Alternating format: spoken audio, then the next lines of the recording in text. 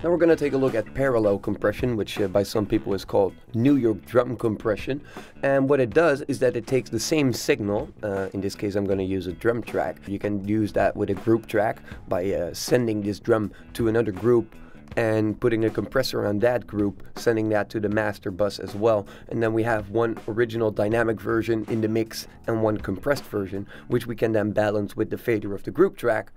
In the case we're working with separate tracks of a kick, a snare, then we could just use elements of the drums that we want to send to that group. So in that case, we could just use the kick, the snare, and the overheads or something like that. Maybe the toms as well. What I'm going to do is I'm going to take this duplicate channel right here. I've got the original one. I've duplicated that. I've got a second version of it. It's exactly the same. The only thing I did is I put the fader down of that track.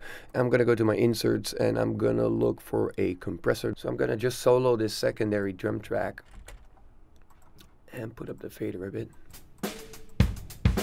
Let's increase that peak reduction to get something really flat like that. This is the original. Bypass the compressor.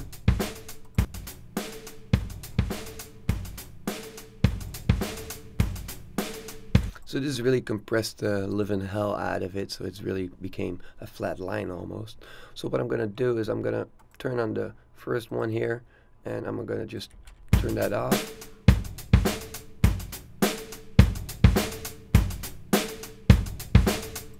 And slightly put that underneath, and now let's A-B compare without the compressed drums and with.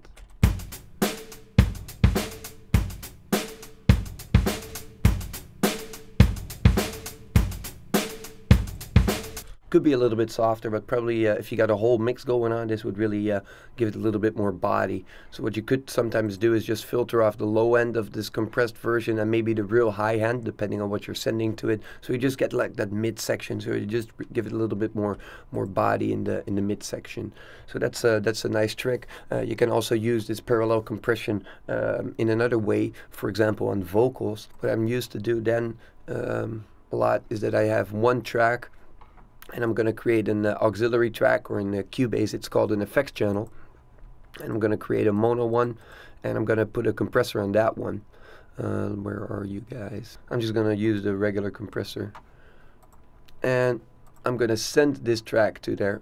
And that's also parallel compressing it as well. So now if I'm sending it to that compressor, let me just...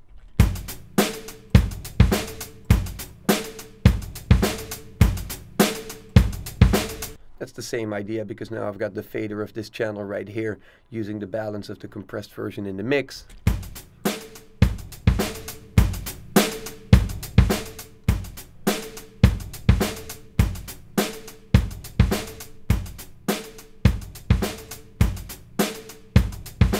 And on this channel again, I've got a whole EQ section, so I could play around filtering off the low end or the high end of this compressed version of the drums. So this is a nice way, and you can also apply this on vocals. Sometimes with lead vocals, they just could use that little bit of more body without really compressing the vocal more. A secondary channel with a compressor on it. And parallel compressing it like that could give it a little bit of extra instead of compressing the vocal itself more and putting that up louder in the mix. I've got some sheets with the compressor settings and some more detailed information. You can download these sheets from the blog. Check out the link in the description below. Please check out the next part of this tutorial where I'm going to take a look at multiband compression.